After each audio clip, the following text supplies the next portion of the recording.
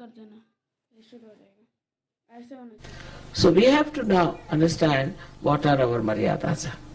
how we have to live within our maryadas, and I'm sure if you really work out your Sri Ganesha, for that the best is to meditate. Put yourself on some nice turf, grass, sit on that, put your left hand with the light and right hand on the Mother Earth, and say Atharvashish. If you can remember it by heart, it's a very good thing, otherwise you can keep the book and read it. Or say Ganesha's mantra to begin with. It's going to help you very much. It's going to help you, your eyes, it's going to, your whole thing is going to be very nice.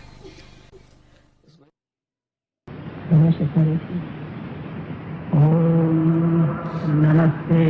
गणपतये त्वमेव प्रत्यक्षं तत्त्वमसि त्वमेव केवलं कर्तासि त्वमेव केवलं भर्तासि त्वमेव केवलं हर्तासि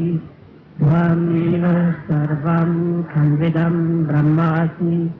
त्वं साक्षादात्मासि नित्यम् ऋतं वच्मि सत्यं वच्मि अवत्वं माम् अववक्तारम् अवश्रोतारम् अवधातारम् अवधातारम् अवानुचानमवशिष्यम् अवपश्चातात् अवपुरस्तात् अवोत्तरातात् अवदक्षिणातात् अवचोर्ध्वातात् अवाधरातात् सर्वतो मां पाहि पाहि समन्तात् त्वं मान्मय त्वं चिन्मय त्वं आनन्दमय त्वं ब्रह्मय त्वं सच्चिदानन्दाद्वितीयोऽसि त्वं प्रत्यक्षं ब्रह्मासि त्वं ज्ञानमयो विज्ञानमयोऽसि सर्वं जगदिदं त्वत्तो जायते सर्वं जगदिदं त्वत्तस्तिष्ठति सर्वं जगदिदं त्वयि लयमेष्यति सर्वं जगदिदं त्वयि प्लक्ष्यति त्वं भूमिरापो नलो निलो नमः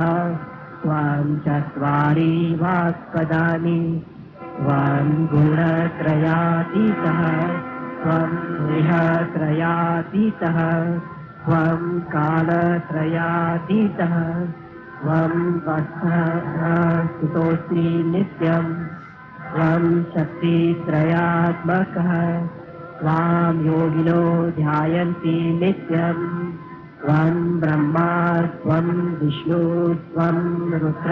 त्वं इन्द्र त्वं अग्नि त्वं वायु त्वं सूर्य त्वं चन्द्रमा त्वं ब्रह्म भूभूर्वस्वरो गणादीन् पूर्वमुच्चार्य वर्णादीन् तदन्तरम् अनुस्वार परत्तरः अर्धेन्दुलसितं कारिणविद्धम् एतत्तमनुस्वरूपं गकारो पूर्वरूपम् अकारो मध्यं रूपम् अनुस्वार शान्तरूपम् बिन्दुरुत्तरूपम् नादसन्धानं संहिता सन्धि पैषा गणेशविद्या गणक ऋषि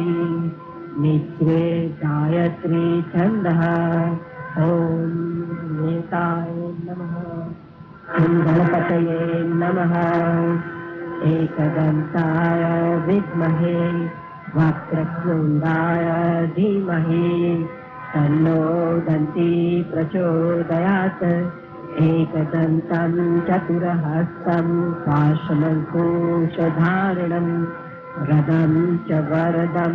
हस्तैर्बिभ्राणं मूषकध्वजं रक्तं लम्बोदरं शूर्पकर्णकं रक्तवाससं रक्तगन्धानुलिप्ताङ्गं रक्तपुष्पैः सुपूजितं भक्तानुकम्पिनं देवं जगत्कारणम् अच्युतम् आविर्भूतं सृष्टयादौ देह पुरुषात् परम् एवं ध्यायति यो नित्यं स योगी योगिनां वरः नमो व्रातपतये नमो गणपतये नमो प्रथमपतये नमस्तेस्तु लंबोदराय एकदन्ताय विघ्ननाशिने शिवसुताय श्रीवरदमूर्तये नमो नमः। साक्षात् श्री गणेश जी श्री निर्मला देवी नमो नमः।